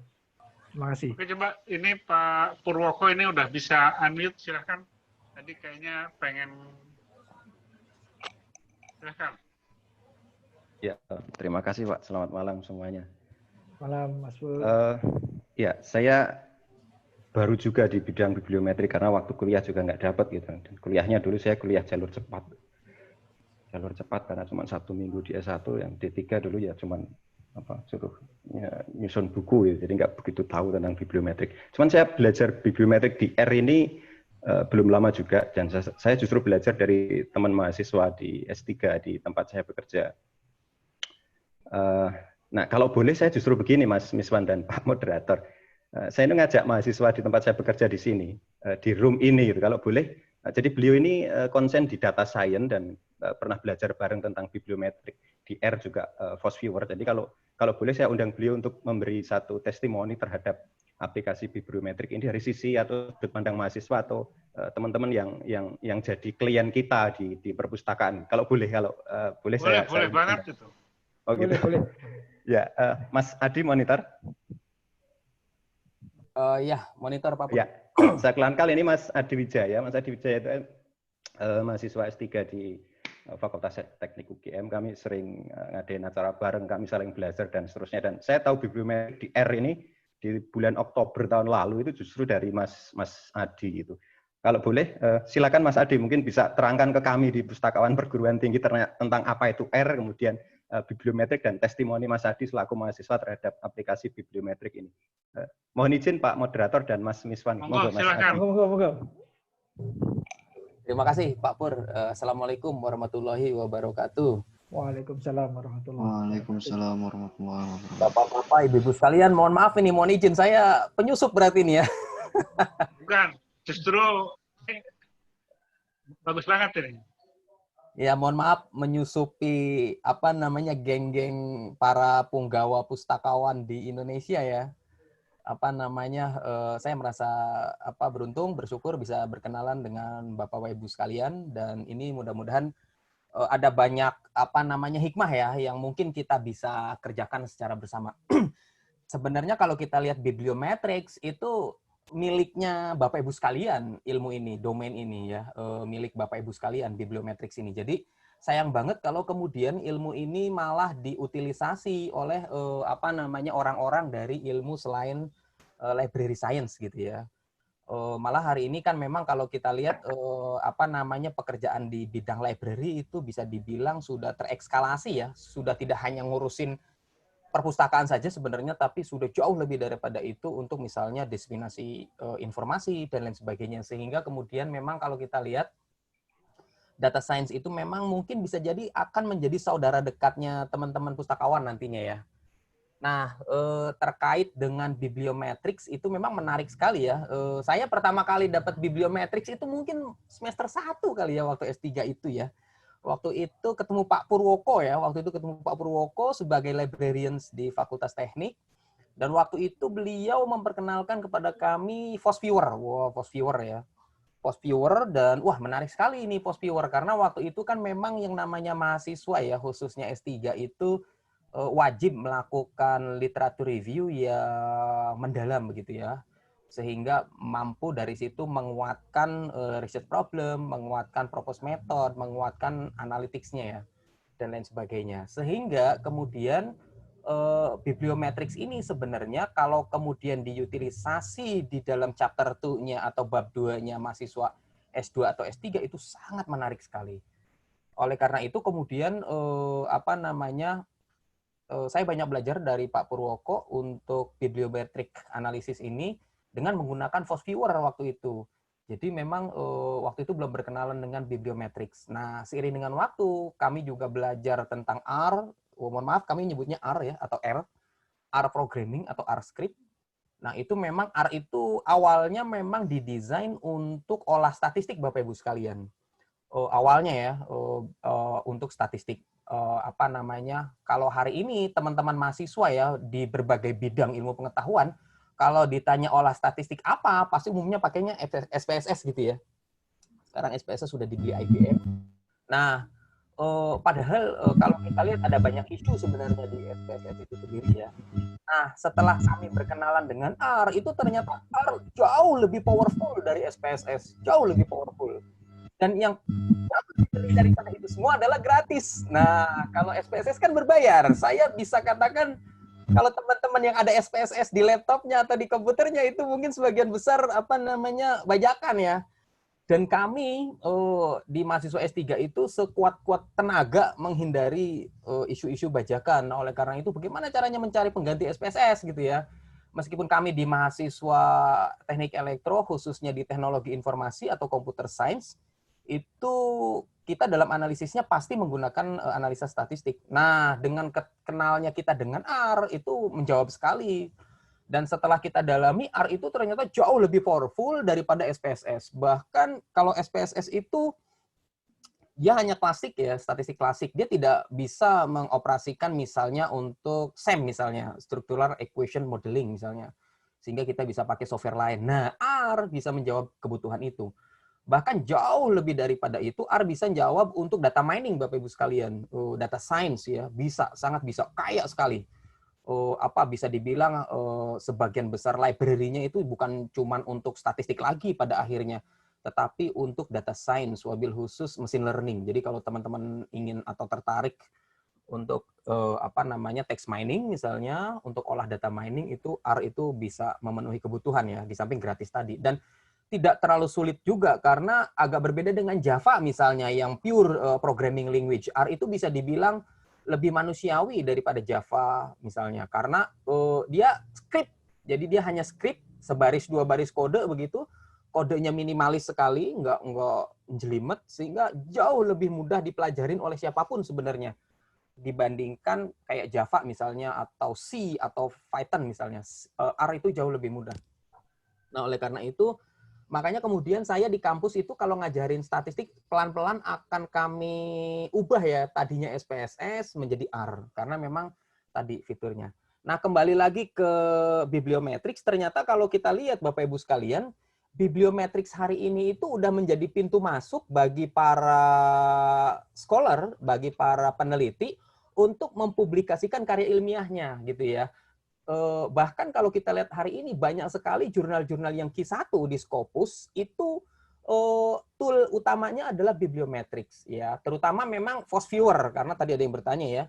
FOSS-Viewer itu memang diciptakan lebih awal daripada si bibliometrics ini sehingga memang pengguna FOSS-Viewer jauh lebih banyak dari bibliometrics. Tapi kemudian kalau kita lihat dari paper-paper yang muncul di jurnal-jurnal yang berkualitas yang terindeks Scopus itu, sekarang sudah ada beberapa peneliti bahkan cenderung terus kemudian meningkat yang mendayagunakan baik FOSS-Viewer maupun bibliometrics ini karena memang masing-masing punya irisan dan masing-masing punya kelebihan dan kekurangan sehingga ketika kita memadukan antara FOSS-Viewer dengan R itulah jadi menjadi sebuah analisis yang menarik sekali dan kontributif ya, sehingga tidak heran kalau kemudian di jurnal-jurnal yang Q1 gitu, accept gitu ya, menerima telaah literatur yang menggunakan tool bibliometrics atau FOSS-Viewer ini. Jadi memang dibilang itu yang pertama ya, betapa berpeluangnya ini dan sangat sayang kalau teman-teman pustakawan ini diambil hikmahnya gitu ya oleh teman-teman di bidang lain, khususnya orang-orang komputer yang memang lebih akrab dengan coding begitu, ketika mendapatkan ini mereka langsung ini sebuah pintu masuk begitu untuk penelitiannya. Jadi sudah seyogianya teman-teman di pustakawan ini betul-betul mengelaborasi, mengutilisasi bibliometrics ini. Itu yang pertama. Yang kedua Bapak Ibu sekalian, kita tuh sebenarnya ada masalah hari ini di Republik ini, yaitu terkait dengan pengukuran kualitas sebuah scholar begitu ya. Kita tahu hari ini kita punya indeks yang namanya Sinta ya. Mungkin Bapak Ibu sekalian sudah terpapar dengan Sinta indeks begitu. Nah, Sinta ini kan sebenarnya bukan indeks murni ya, karena bisa dibilang dia dia tidak independen. Dia itu indexingnya menggunakan WOS, menggunakan Scopus, menggunakan Google Scholar gitu ya. Dia kemudian menggunakan formula tertentu berdasarkan dari 3 indexer itu gitu ya, WOS, Scopus dan Google Scholar, kemudian dia racik sedemikian rupa. Nah, hari ini ada begitu banyak para scholar kemudian yang mempertanyakan mulai dari rumusnya, mulai dari pemanaannya dan lain sebagainya. Dan sejauh ini kalau kita lihat bahwasanya sudah ada beberapa kali perubahan ya. Kalau Anda lihat di webnya Sinta, itu sekarang udah Sinta versi 2 ya. Dan itu perhitungannya agak sedikit berbeda. Ada rumus yang berbeda. Dari situ kita bisa maknai bahwa indeks Sinta itu belum ajeg. Nah, disinilah peluang teman-teman pustakawan untuk kemudian menjadi tantangan ya, menyempurnakan, mensumbangsih pengetahuannya terkait bibliometrics ini agar bisa men-challenge Sinta Index itu, sehingga bisa jadi menghasilkan sebuah metrik tertentu begitu yang kemudian bisa lebih diterima oleh khalayak dari scholar ini. Itu yang kedua. Yang ketiga, Bapak Ibu sekalian, yang menarik adalah kenapa enggak gitu ya? Kemudian kita kolaborasi nih, kita bikin sebuah paper yang benar-benar mengutilisasi bibliometrics begitu. Kemudian kita ambil katakanlah satu atau beberapa topik domain dari bidang yang berbeda, misalnya bidang komputer, bidang engineering, bidang education dan lain sebagainya. Kemudian di situ kita analisis secara bibliometrics secara bersama-sama sehingga kemudian menjadi paper yang kemudian harapannya kita bisa publish di jurnal internasional. Itu yang ketiga. Yang keempat barangkali saya belum tahu ya, mohon maaf, apakah teman-teman pustakawan ini udah punya jurnal yang ya seperti tadi ya, sudah ada beberapa dewanya jurnal terkait bibliometrics, ada 2 saya lihat itu, ada Scientometrics dan Journal of Infometrics begitu ya. Nah, ini juga menjadi peluang nih buat teman-teman, buat asosiasi untuk membuat sebuah jurnal yang mengkhususkan diri untuk library and information sciences, terutama untuk aspek-aspek bibliometrik, sehingga harapannya ya siapa tahu ke depannya bisa besar, bisa trending Scopus dan lain sebagainya. Jadi itu, dan saya agak surprise ke teman-teman di di bibliografi yang sudah mulai, teman-teman pustakawan yang sudah mulai terpapar dengan bibliometrics ini ya. Dan jangan khawatir Bapak Ibu sekalian, R itu tidak sulit, tidak nggak begitu sulit lah. Justru sehingga orang-orang awam di luar computer sciences itu sebenarnya bisa mempelajarin ya. Mudah sekali dan mencandu gitu loh. Sehingga kalau udah masuk itu akan kemudian akan semakin pengen belajar, semakin pengen belajar. Jadi mungkin itu elaborasi dari saya sekaligus tantangan buat teman-teman pustakawan di Indonesia. Mudah-mudahan bisa kemudian berkiprah lebih banyak lagi khususnya di bidang bibliometrics ini. Demikian, terima kasih. Ya, terima kasih Mas Adi. Saya kembalikan ke Pak Puji. Coba, Mas Pur ada yang mau ditambahin? Enggak Pak, saya kembalikan ke Pak Puji aja. Oke, terima kasih Mas Pur, Mas Adi. Apa yang disampaikan oleh Mas Adi ini sangat nohok gitu, menurut saya bagi kepustakawanan. Mungkin apa yang disampaikan Mas Adi itu 100% benar lah. Mungkin selanjutnya Mas Miswan untuk menanggapi sedikit apa yang disampaikan oleh Mas Adi Wijaya. Terima kasih Mas Adi, luar biasa terkait dengan tadi bibliometrik. Ternyata orang di luar perpustakaan di Indonesia sudah banyak yang pelajari itu. Terus terang kalau yang saya belajar bibliometrik dulu, memang sampai saat ini saya belum melihat studi bibliometrik yang mendalam di Indonesia. Kalau yang di negara-negara selain Barat, ya saya lihat di India itu yang paling intens untuk mengkaji bibliometrik. Dan saya mohon maaf, pada saat kuliah dulu memang agak concern dengan bibliometrik, tapi begitu datang ke tempat kerja, ini untuk apa ya? Saya bingung juga. Kalau saya berkutat terus di bidang ini, dikiranya saya nggak kerja. Duduk depan komputer, gini-gini terus. Pimpinan taunya itu main terus di komputer gitu kan, begitu. Jadi saya akhirnya udahlah saya kerja yang saat ini jadi tuntutan aja, yang praktis, akhirnya bagaimana nata buku gitu kan. Jadi akhirnya bibliometrik terlupakan. Nah begitu saya lihat ini booming tulisan jurnal sebagainya, ternyata perlu bibliometrik lagi lah, perlu kita mempelajari bibliometrik untuk menganalisis tadi yang disampaikan oleh Pak Adi tadi, bagaimana Sinta dan sebagainya, menilai sebuah menilai jurnal-jurnal yang berkualitas di bidang ini, dan orang yang paling produktif dan tulisan yang paling berpengaruh dan sebagainya. Nah itu bibliometrik sebenarnya bisa menjawab itu. Dan saya pikir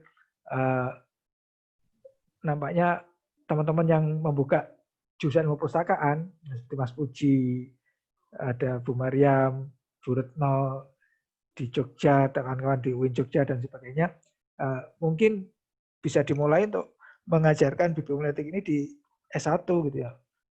Nah saat ini saya nggak melihat, saya tanya teman-teman yang belajar S2 perpustakaan, sekarang juga nggak diajar lagi. Jadi di Indonesia ini kayaknya pembelajaran tentang bibliometrik sangat kurang sekali. Padahal untuk saya lihat di lembaga riset untuk menganalisis hasil riset, impact dan sebagainya itu ya mesti bibliometrik. Jadi seperti Clarivate Analysis dari Web of Science, kemudian dari yang lain-lain lah untuk lembaga riset untuk menganalisis hasil risetnya atau komunikasi ilmiahnya itu menggunakan kajian bibliometrik ini. Mungkin itu tambahan dari saya, mungkin Mbak Retno atau yang lainnya silahkan.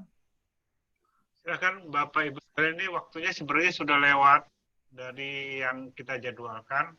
Saya minta pendapat dari ini dulu nih, Mas Faiz. Apakah kita mau stop dan kita lanjutkan di minggu depan dengan topik yang sama, atau seperti apa gitu? Apa mau kita tetap lanjutkan aja? Biar kita menjaga kontinuitas ini. Silahkan, Mas Faiz. Terima kasih, Mas Puji. Saya kira kita serahkan ke Mas Miswan dan juga kawan-kawan ya. Dan alhamdulillah ada juga banyak kawan yang juga sudah bersedia untuk sharing. Dan setelah saya banyak ngobrol dengan kawan-kawan ini, nanti ada banyak ini topik-topiknya berkisar pada ini open access dan open science gitu ya. Ada Bang Haryudin Kiramang yang sedang menyelesaikan disertasinya dan nanti insya Allah akan sharing obrolan seputar open access dan open science. Kemudian ada Mas Bahrul Ulumi yang juga akan sharing nanti tentang legal aspeknya. Open science itu, open access itu nanti isu-isu legal yang melingkupi itu apa saja. Terus kemudian ada lagi Mas Herianto, insya Allah nanti juga akan sharing tentang hasil risetnya. Kebetulan PhD dissertation-nya itu bisa dibedah dari sisi information literasi dan juga open access. Nah itu nanti saling menyambung. Ada Mbak Ari Zuntriana juga yang nanti juga akan sharing tentang kebetulan passion dan riset Mbak Ari ini tentang open access advocacy. Nah, Mas Puji sendiri juga nanti juga akan sharing. Dan tentu kawan-kawan yang hadir hari ini juga sangat diharapkan untuk bisa ikut sharing ya. Mas Purwoko, Mas Arif Surahman, Mas Hendro, apa kabar? Dan juga kawan-kawan yang lain. Dan untuk pekan depan itu memang dari kawan-kawan yang sudah bersedia sharing ini minta agak akhir gitu. Kalau misalnya Mas Miswan masih luang, bisa saja sih dilanjutkan. Syukur-syukur nanti juga Mas Adi tadi juga bersedia untuk sharing gitu. Juga tadi ada pertanyaan tentang fast viewer, mungkin Mas Purwoko bisa menyambung juga gitu.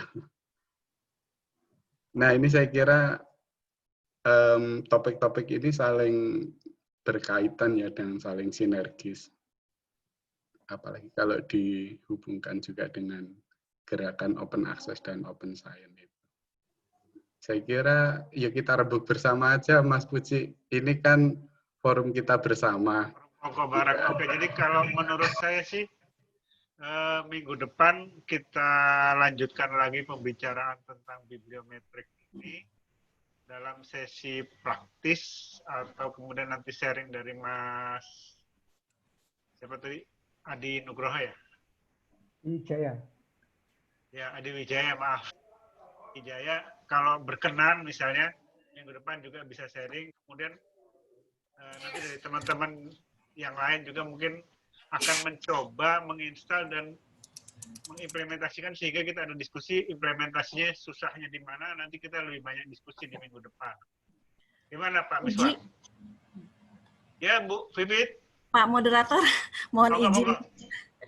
Assalamualaikum warahmatullahi wabarakatuh. Sebentar saja Pak, mohon izin. Pertama mungkin saya ucapkan terima kasih Pak Puji dan salam silaturahmi. Ini saya baru mengikuti kongko ini. Kebetulan ada info dari Mbak Ari. Jadi saya penyusup juga nih Pak, seperti Pak Adi. Jadi mungkin saya perkenalkan dulu, saya Vivit Wardah. Pak, saya sebenarnya bukan pustakawan perguruan tinggi. Saya dari perpustakaan khusus dari Kementan. Tapi kebetulan kami di pustaka itu kenapa kami masuk barusan ya, tertarik, beberapa teman juga ada yang masuk karena memang materi bibliometrik ini sangat menarik ya, sangat menarik, dan saya juga jadi dejavu gitu karena waktu itu stresi saya juga tentang bibliometrik dan terlupakan begitu saja dengan kesibukan. Dan kebetulan juga kami walaupun di perpustakaan khusus dan di perpustakaan Kementan khususnya, tapi kita punya stakeholder atau klien kita itu adalah 2.400 peneliti untuk satu Kementan. Jadi dengan 2.400 itu kebetulan tahun ini kita sedang mengkaji produktivitas peneliti. Produktivitas publikasi peneliti di publikasi-publikasi yang sudah diterbitkan oleh Kementan. Nah, ini sangat, makanya kita masuk dan kita sangat gembira sekali ini mendapatkan materi seperti ini. Ini merefresh lagi tentang bibliometrik, dan saya menyambut gembira Pak Puji kalau misalnya nanti ada sesi-sesi selanjutnya dan kami diizinkan juga untuk ikut gitu kan. Kebetulan ini untuk bibliometrik ini, untuk R-statistik R ini mungkin bisa kita gunakan juga. Saya setuju dengan Mas Adi tadi ya, sangat betul sekali Mas Adi bahwa ternyata bibliometrik itu sebenarnya penting, tapi pustakawan kadang-kadang terlupakan. Seperti kata Mas Wiswan, kita banyak bekerja di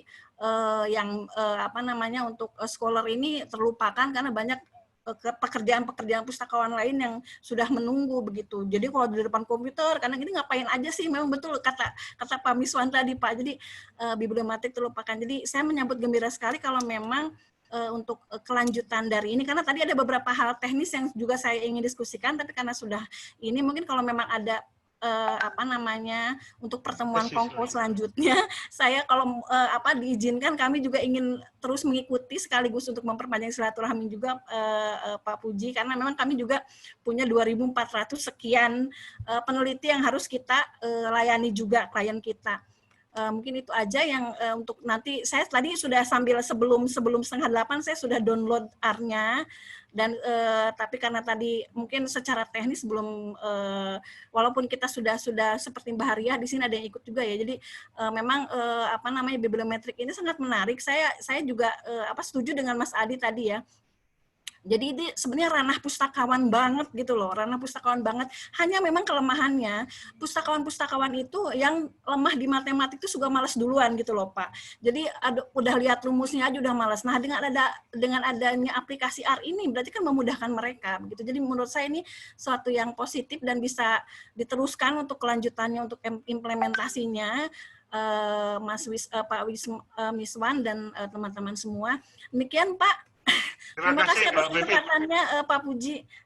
Ya, terima kasih. Jadi ini mungkin perlu digarisbawahi ya Mas Faiz, ini forum kongko bareng. Jadi nggak ada istilah penyusup, semua kita ini penyusup semua. Gitu. Jadi semua yang concern bidang academic librarian ini boleh, siapapun boleh kongko. Di sini kongko ini siapa aja boleh masuk. Gitu. Ya, alhamdulillah Pak, makasih Pak. Ya, jadi siapapun dimanapun ini open bar, monggo silahkan. Mungkin kita sepakati saja Pak Miswan, Pak Faiz, untuk topik bibliometrik kita perpanjang 1 minggu lagi. Gimana? Senang Mas Faiz, Mas Puji. Mungkin ada kawan yang lain bisa sharing tentang bibliometrik. Terus terang kalau saya untuk secara teknis R, itu saya saat R itu ya, tidak begitu menguasai. Tadi mungkin Mas Purwoko dan Bu Retno yang first viewer itu lebih bisa sharing juga, Pak Adi Wijaya juga. Jadi terus terang kami yang di pustakawan terkait dengan software statistical analysis ini memang masih agak kurang sekali. Jadi seperti Oke, R. mungkin ini Mas Adi bisa minggu depan bisa nggak mengajari pustakawan ini tentang R dan instalasi bibliometrik gitu dan penggunaannya dari sudut pandang user. Gitu. Ya, insya Allah boleh Pak. Satu lagi Pak, ini ada satu lagi.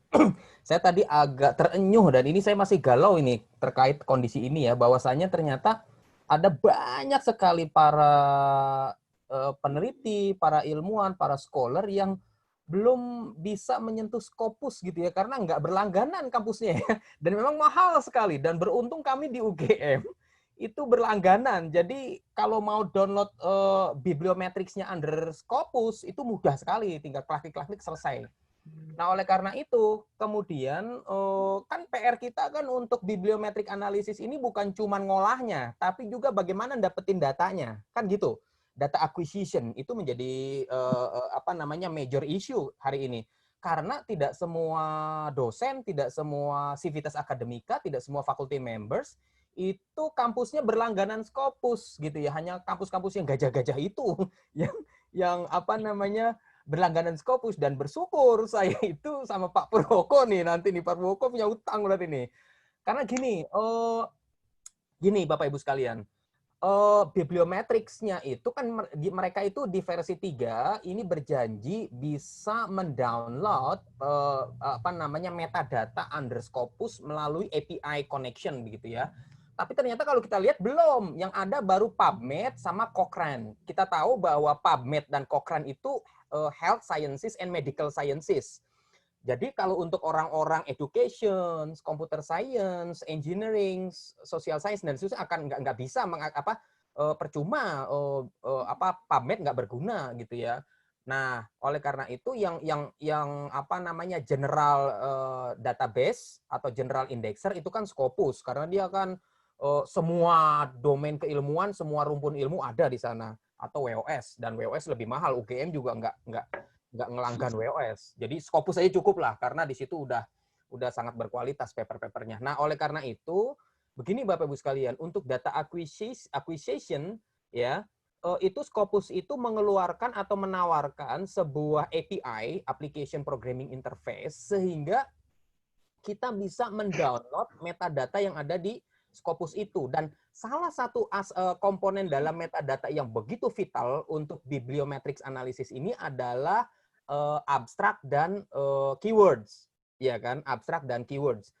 Kalau kita cuman pakai publish or perish, itu cuman ngedownload metadata selain abstrak dan keyword. Sehingga kalau kita nggak bisa ngedownload abstrak dan keywords, kita nggak bisa melakukan bibliometrics analysis secara lebih mendalam. Kayak misalnya kok citations, bibliometric coupling dan sebagainya, itu kita nggak bisa analisis. Nah, oleh karena itu mungkin sejauh yang saya tahu di sini teman-teman ya, yang punya ngelanggan Scopus secara full itu Pak Purwoko nih. Nanti kita coba, karena dia punya email UGM ACID. Kalau kami mahasiswa, itu emailnya mail.ugm.acid, sehingga kita nggak full akses terhadap Scopus, sehingga kami itu nggak bisa mendapatkan API yang subscribe, API yang berbayar. API-nya kami dapetin itu API yang gratis. Dan API gratis itu nggak bisa ngedownload abstrak maupun keyword, sehingga nggak bisa melakukan analisa yang mendalam di bibliometrics ini. Sehingga nanti mungkin saya akan berkomunikasi secara intens sama Pak Pur untuk mendapatkan API-nya yang berlangganan itu, sehingga kalau kita bisa mendapatkan API Scopus yang bisa ngedownload abstrak dan keyword, data acquisition sudah nggak menjadi isu lagi, karena nanti kita bisa pakai publish or perish. Karena di publish or perish itu punya kemampuan untuk meng-crawl ya paper-paper atau artikel-artikel ilmiah under Scopus, tetapi harus masukin API-nya. Mudah-mudahan API-nya yang bakalan didapetin sama Pak Purwoko atau teman-teman lain yang berlangganan Scopus bisa kita pakai.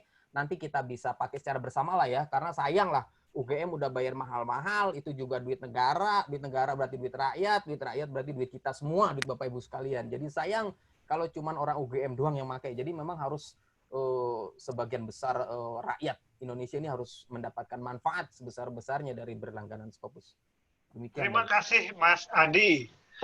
Saya kira apa yang disampaikan Mas Adi cukup mencerahkan kita semua, dan kita tunda sharingnya untuk minggu depan ya Mas Adi ya. Ya, siap Pak. Ya, siap Mas Adi, Pak Miswan, Mas Faiz, Mas Pur, dan teman-teman pustakawan se-Indonesia. Terima kasih partisipasinya.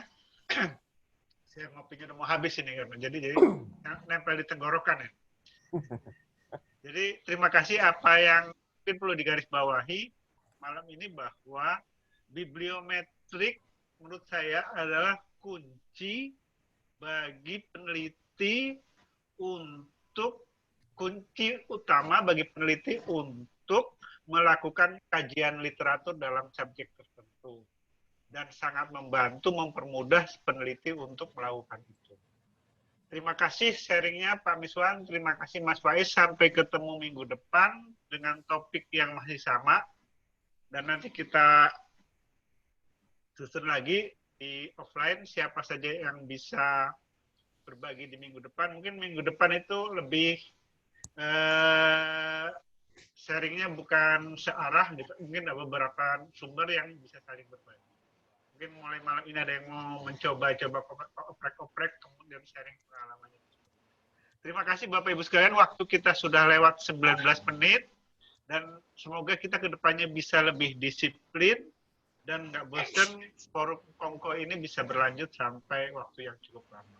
Terima kasih, saya sebagai moderator mengucapkan permohonan maaf yang sebesar-besarnya, dan terima kasih atas kesetiaannya. Sampai jumpa minggu depan. Assalamualaikum warahmatullahi wabarakatuh. Waalaikumsalam.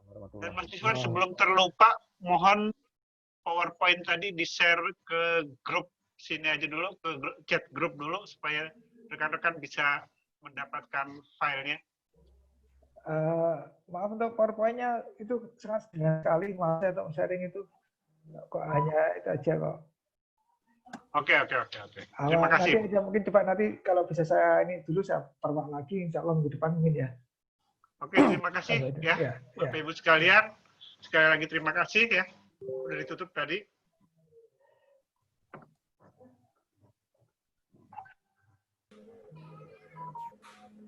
Mas Faiz ya, ini udah ditutup ya. Halo? Iya, udah ditutup. Monggo yang masih mau kok ngobrol-ngobrol boleh. Tapi saya kira ini rekamannya saya